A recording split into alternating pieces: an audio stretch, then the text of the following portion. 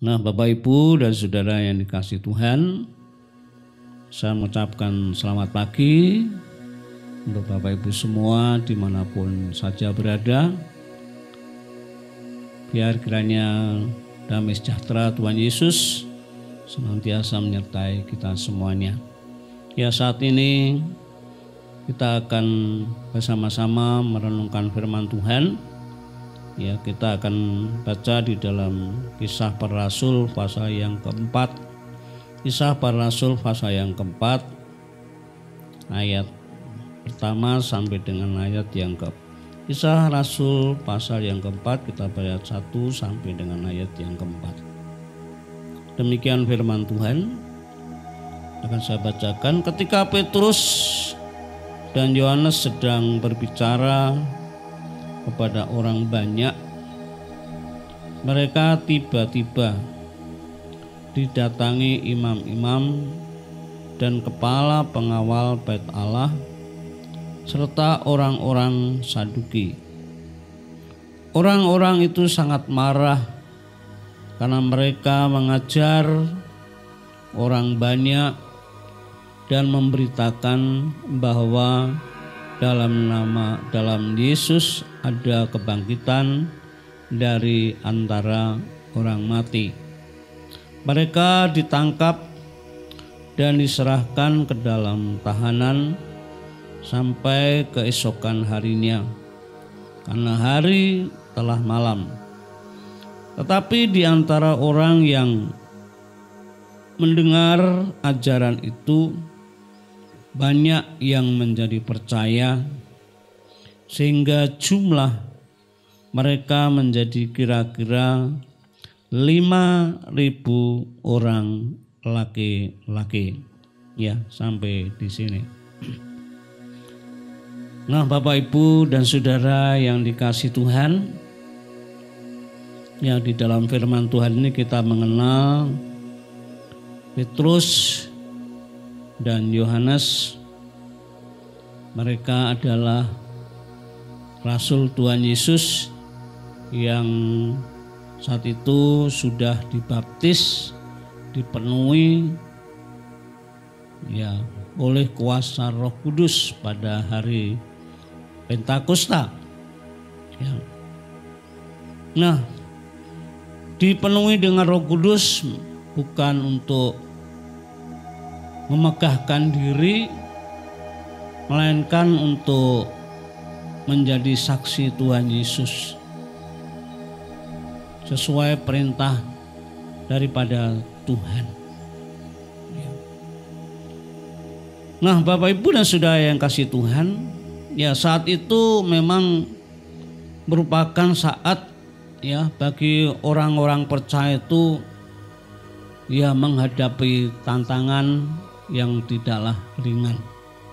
Jadi saat itu merupakan suatu perjuangan bagi orang-orang percaya yang sangat-sangat luar biasa. Ya, namun puji Tuhan, Tuhan yaitu janjinya untuk memenuhi, membaptis mereka dengan Roh Kudus, dan para pengikut Tuhan, rasul-rasul Tuhan dipenuhi, dibaptis dengan kuasa Roh Kudus pada hari Pentakosta, yaitu untuk menjadi saksi Tuhan Yesus sesuai dengan perintah Tuhan. Ya, seperti dikatakan dalam Yohanes 15 ya, ayat 26 dan 27 ya. Ya, saya akan bacakan ya. Dalam Yohanes 15 ayat 26 dan 27 demikian. Ya, jikalau penghibur yang akan kuutus dari Bapa datang, yaitu Roh kebenaran yang keluar dari Bapa, ia akan bersaksi tentang aku. Tetapi kamu juga harus bersaksi, karena kamu dari semula bersama-sama dengan aku. Ya. Jadi mereka dibaptis dengan Roh Kudus agar kiranya murid-murid Tuhan mau bersaksi, ya harus bersaksi tentang Kristus. Ya, ini perintah daripada Tuhan. Nah, firman Tuhan ini ada hubungannya dengan perikop di atasnya, yaitu dalam pasal 3, yaitu ketika orang lumpuh sejak lahir telah disembuhkan dalam nama Tuhan Yesus, ya melalui Petrus dan Yohanes. Ya orang banyak saat itu yang menyaksikannya begitu heran, ya, dan datang saat itu mengerumuni Petrus dan Yohanes di Serambi Salomo, ya, di dalam Kisah Rasul pasal 3 itu, ya. Nah, Petrus dan Yohanes pada saat itu menjadi pusat perhatian, ya, bagi orang banyak, karena kejadian ada orang lumpuh, ya, yang menjadi sembuh, ya, oleh karena nama Tuhan Yesus. Nah, Bapak Ibu dan Saudara yang kasih Tuhan, ya, jika seseorang apa yang dilakukannya itu menjadi perhatian, ya, bagi orang banyak, ya, biasanya atau pada umumnya ya akan lupa diri dan kemudian ya membanggakan diri sendiri. Ya. Ini bagi saya saat itu benar-benar menjadi suatu kewaspadaan. Ya. Ketika saya saat itu pelayanan di daerah Dites, saya habis ngajar sekolah minggu. Ya, saat itu ada Pak Tono yang sakit karena orang tua dari anak sekolah minggu. Saya tidak tahu sakitnya apa sebelumnya, tapi suruh ke rumahnya. Ya, tiba-tiba saat itu keadaannya memang sakit sudah lama, sudah dibawa ke dukun, dibawa ke dokter, tidak sembuh, sudah berbulan-bulan. Ya, puji Tuhan saat itu saya bersaksi untuk mendoakan, saya terlebih dahulu menyampaikan tentang Tuhan Yesus. Ya. Jadi untuk mendoakan saya terlebih dahulu menyampaikan tentang berita tentang Tuhan Yesus. Ya. Siapakah Tuhan Yesus itu? Ya. Saya juga mengatakan saya tidak bisa apa-apa, tapi saya hanya mendukung di dalam doa, tetapi di dalam nama Tuhan Yesus. Saya sampaikan tentang berita nama Tuhan Yesus. Saya bertanya, apakah kamu mau didoakan dengan nama Tuhan Yesus?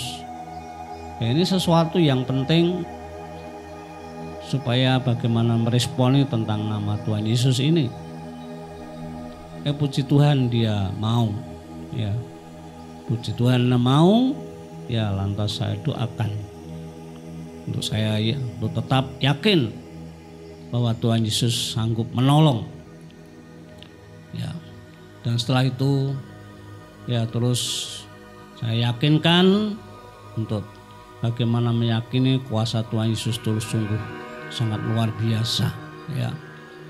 Puji Tuhan, ternyata saat itu ya memang belum terjadi spontan, tapi besoknya, ya, sehari, wah, puji Tuhan, saya mendengar bagaimana dia sudah mulai berjalan. Padahal sudah tidak bisa berjalan berbulan-bulan, sudah diusahakan ke dukun, dokter.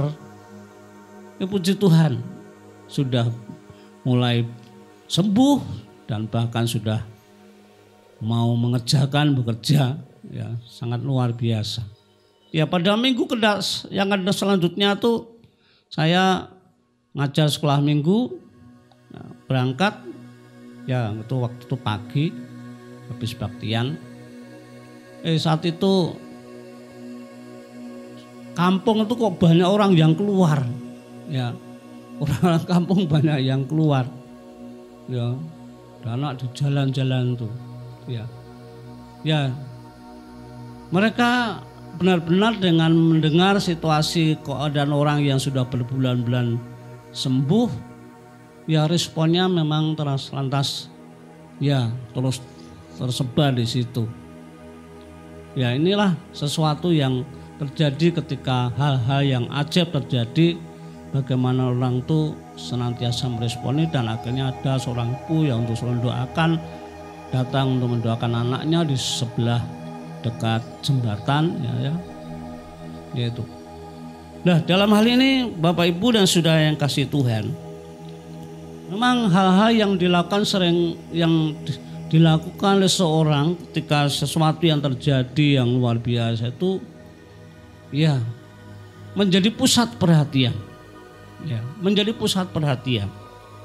Nah Petrus dan Yohanes menjadi pusat perhatian bagi orang banyak karena peristiwa atau kejadian orang lumpuh yang saat itu dalam nama Tuhan Yesus menjadi sembuh.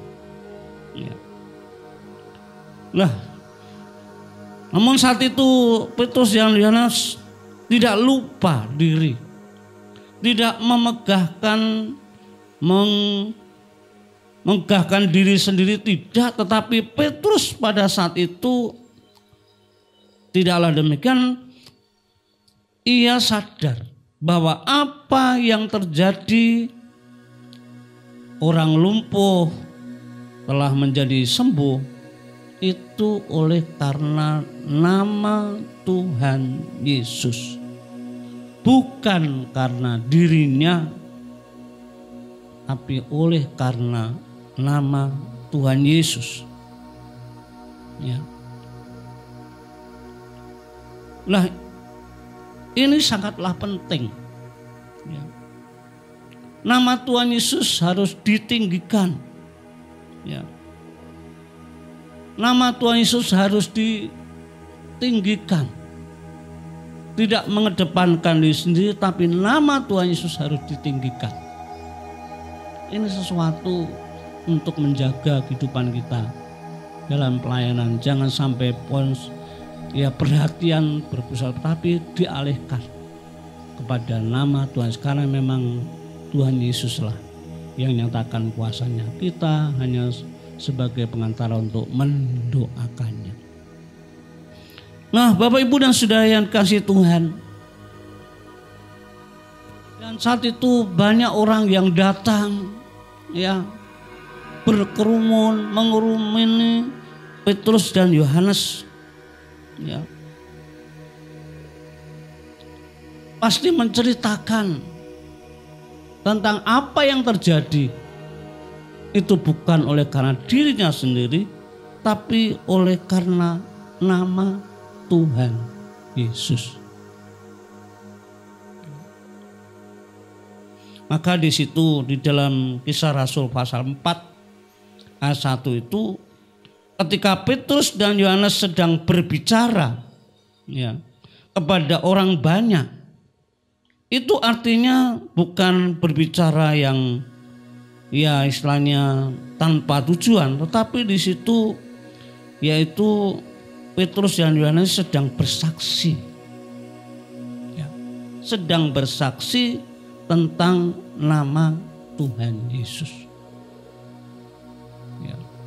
Karena memang orang banyak itu perlu, orang banyak itu perlu tahu siapa Tuhan Yesus itu. Terlebih saat itu tentang nama Tuhan Yesus menjadi berita yang benar-benar bagi yang percaya, itu benar-benar sesuatu yang sungguh, suatu yang membahagiakan, tapi juga nama Tuhan Yesus saat itu menjadi suatu yang banyak ditentang. Ya, banyak ditentang. Terutama imam-imam, ya, orang-orang Farisi, sebagai tokoh-tokoh, pemimpin-pemimpin di pemerintahan, pemimpin-pemimpin agama, ya. Sehingga saat itu Petrus dan Yohanes dikerumuni oleh orang banyak. Ya, Petrus saat itu tidak, yaitu menceritakan tentang apa yang ada di dalam dirinya, namun membicarakan, bersaksi tentang nama Tuhan Yesus. Bersaksi tentang nama Tuhan Yesus. Karena orang banyak satu perlu untuk tahu siapakah Tuhan Yesus. Meskipun Tuhan Yesus sudah tidak ada, sudah naik ke surga, tapi diberitakan, ya, sudah tidak ada lagi secara wujud lahiriah, diberitakan, dan ternyata kuasa nama Yesus itu sungguh-sungguh luar biasa. Ya, supaya orang terbuka mata hatinya, sadar, tahu siapakah Tuhan Yesus. Nah, Bapak, Ibu, dan Saudara yang kasih Tuhan, inilah saat dimana saat itu memang merupakan suatu pergumulan bagi orang percaya. Ya. Bagi orang percaya saat itu, saat bagaimana orang-orang percaya itu berjuang dengan sungguh-sungguh, bagaimana untuk tetap memperjuangkan imannya, tapi juga terus berjuang untuk memberitakan atau bersaksi tentang nama Tuhan Yesus. Ya. Orang-orang juga begitu haus, ya. Orang-orang begitu rindu untuk mendengarkan tentang nama Tuhan Yesus.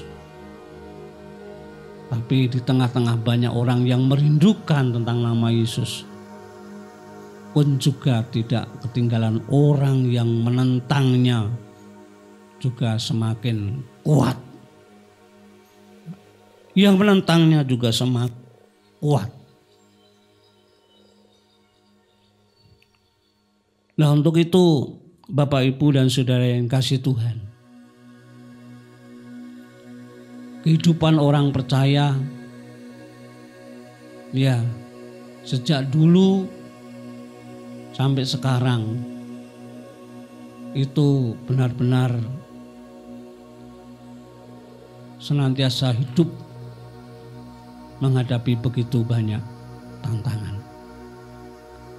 Dan bagi kita ini adalah merupakan saat kita harus berjuang dengan sungguh-sungguh, bagaimana kita tetap terus mempertahankan kehidupan iman dan terus mau bersaksi tentang nama Tuhan Yesus.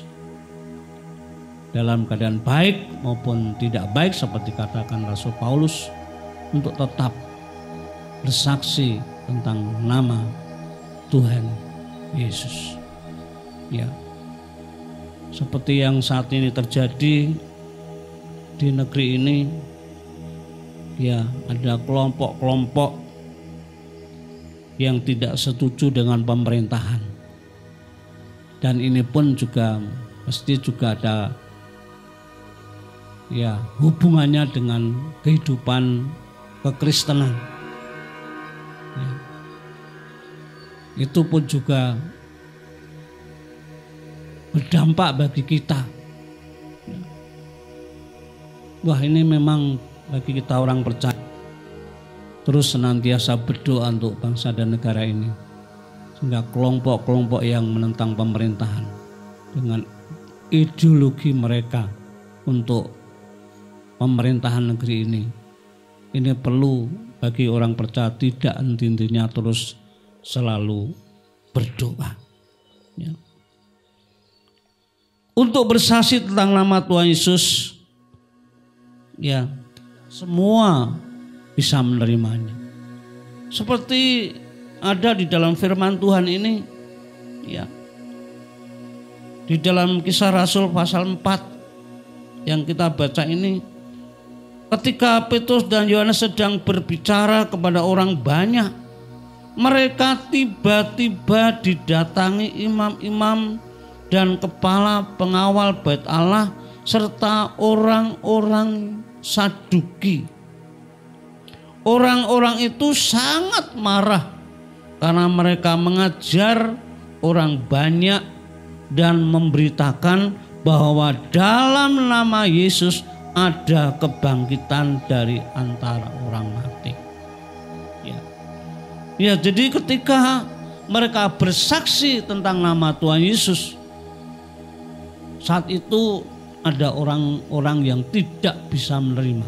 Ketika Petrus dan Yohanes memberitakan tentang nama Tuhan Yesus, ya, bahwa dalam nama Tuhan Yesus ada kebangkitan dari antara orang mati, itu ditentang, dan saat itu ya begitu marah, ya, dan kemudian mereka ditangkap dan diserahkan ke dalam tahanan. Inilah suatu yang terjadi bagi Rasul Tuhan Petrus dan Yohanes saat itu. Bersaksi tentang Tuhan Yesus. Ya, banyak orang yang mendengarkannya. Namun juga ada resikonya, ada perlawanan dari orang-orang yang tidak mau menerima berita tentang nama Tuhan Yesus. Ya.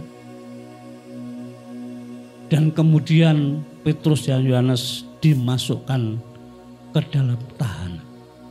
Ini sesuatu risiko kehidupan orang percaya. Jadi orang percaya itu memang kadang-kadang harus menderita, harus pikul salib, ya, oleh karena nama Tuhan, ya, oleh karena nama Tuhan, ya.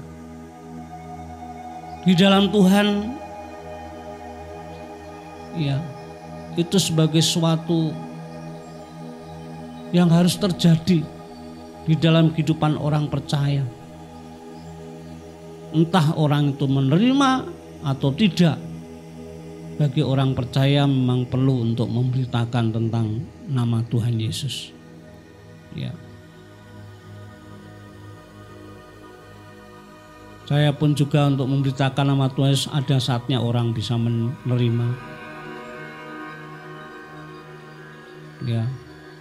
Berulang-ulang kali saya menyampaikan tentang nama Tuhan Yesus yang mengasihi orang berdosa.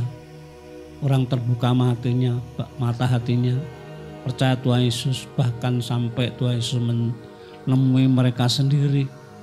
Bagaimana ketika saat saya ajak ke gereja dan pulang, merenungkan, membaca firman Tuhan, Tuhan menampakkan diri. Tetapi tidak semua pun juga bisa mau menerimanya. Ya, tapi itulah sebagai sesuatu yang terjadi bagi kita, bahwa menjadi pengikut Kristus itu memang merupakan suatu perjuangan yang terus kita pertahankan di dalam kehidupan kita. Ya, itu menjadi suatu perjuangan bagi kita. Kita senantiasa menghadapi kekuatan kuasa daripada roh-roh iblis, kuasa penguasa dunia ini. Namun puji Tuhan, Tuhan Yesus itu sungguh tidak akan membiarkan kita. Tuhan Yesus tidak membiarkan kita. Rohnya yang kudus dicurahkan, karena bagi kita tanpa Roh Kudus tidak mampu untuk bersaksi. Kita manusia yang tidak ada apa-apanya, Namun Tuhan itu tahu bahwa untuk bersaksi bukan suatu yang mudah. Maka Tuhan mencurahkan roh-Nya. Dan bagi orang yang senantiasa mau dipakai Tuhan, kita perlu Roh Kudus. Maka bagi kita untuk berdoa di penuh Roh Kudus ini biar menjadi sesuatu yang terus kita lakukan di dalam kehidupan kita sehari-hari. Selain pergumulan kehidupan kita secara pribadi, namun bagaimana kehidupan iman dan apa yang kita lakukan untuk kemuliaan Tuhan. Kita perlu senantiasa membangun persekutuan dengan Tuhan agar roh-Nya itu terus menyertai kita. Ya. Saat-saat akhir zaman ini memang merupakan tantangan yang tidaklah ringan. Iblis sudah saatnya untuk dihukum dan saat yang sudah dekat terus berusaha bagaimana yaitu melakukan suatu tindakan-tindakan untuk menghalang-halangi yaitu orang-orang percaya dengan cara-cara bagaimana untuk menentang kekristenan. Ya, saya percaya Bapak Ibu Saudara juga menyadari. Namun kita tidak perlu takut. Apa yang kita lakukan di dalam Tuhan tidak ada sesuatu yang sia-sia. Tuhan sudah menyediakan sebagai upah bagi kita mahkota kehidupan sudah disediakan untuk kita semuanya. Lah untuk itu Bapak Ibu dan Saudara yang dikasihi Tuhan, ya, memang ketika bersaksi tentang Kristus, ya, menanggung banyak aniaya karena ada penentang-penentang, tetapi kita harus yakin dan percaya bahwa apa yang kita lakukan di dalam Tuhan tidak sia-sia. Petrus dan Yohanes ketika bersaksi harus masuk tahanan, harus masuk penjara, tapi orang banyak yang mendengarnya itu menjadi percaya. Jumlahnya tidak sedikit. Dikatakan kira-kira 5.000 orang laki-laki. Kira-kira 5.000 orang laki-laki. Ini perkara yang sangat luar biasa. Perkara yang ajaib. Ya, dampak bersaksi harus masuk tahanan. Tapi kuasa Tuhan, ya, memakai Rasul Petrus dan Yohanes walaupun masuk tahanan tidak sia-sia, tapi suatu kemenangan yang luar biasa. 5.000 orang laki-laki menjadi percaya kepada Tuhan Yesus. Nah, untuk itu Bapak Ibu Saudara yang dikasihi Tuhan, ya, mari kita sebagai orang-orang yang sudah dipanggil, ya, untuk menjadi saksi-saksinya dalam kondisi apapun, ya, baik ditolak ataupun diterima, tujuannya agar banyak orang diselamatkan. Nah, terus rindu dipenuhi dengan Roh Kudus dan terus mengenal siapakah Kristus melalui firman-Nya supaya dipakai Tuhan untuk menjadi saksi-saksinya. Dan untuk itu melalui firman Tuhan ini kiranya menjadi berkat bagi kita dan terus di tengah-tengah negeri ini biar kiranya terus selalu berdoa untuk bangsa dan negara, biar lawatan Tuhan nyata bagi kita orang percaya pun juga nyata untuk bangsa dan negara, khususnya pemimpin-pemimpin dan bangsa kita. Untuk itu kami, ya, kita akhiri dan Tuhan Yesus memberkati